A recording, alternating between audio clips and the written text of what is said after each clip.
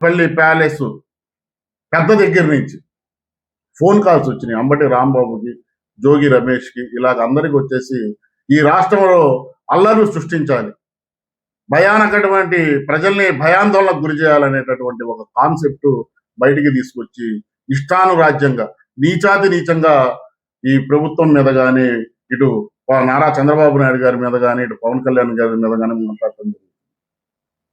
మరి అరెస్ట్ చేస్తే కాపు కులాన్ని అరెస్ట్ చేస్తారంటారు. తప్పు చేసిన వాడిని చట్టం అరెస్ట్ చేయకుండా ఏం చేసిందయ్యా? కాపు కులాన్ని ఎందుకు మీరు తీసుకొస్తున్నారు అంటే, నేను అరెస్ట్ చేస్తే కాపు కులాన్ని అరెస్ట్ చేసినట్ట? అసలు నువ్వు ఏ రోజైనా కాపు కులానికి ఇది చేశానని నువ్వు ధైర్యంగా చెప్పగలవా అని మేము అడుగుతున్నాం.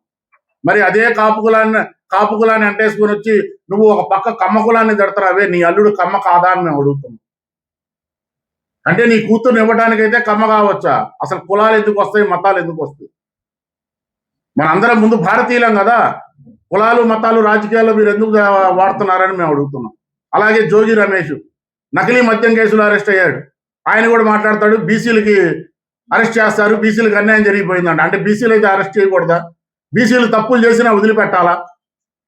వీటన్నిటికీ మీరు సమాధానం చెప్పాలి. అసలు ఏ రోజైనా జోగి రమేష్ బీసీలకి నేను ఇది న్యాయం చేశానని చెప్పే దమ్ము, ధైర్యం జోగి రమేష్ ఉందా అని మేము అడుగుతున్నాం.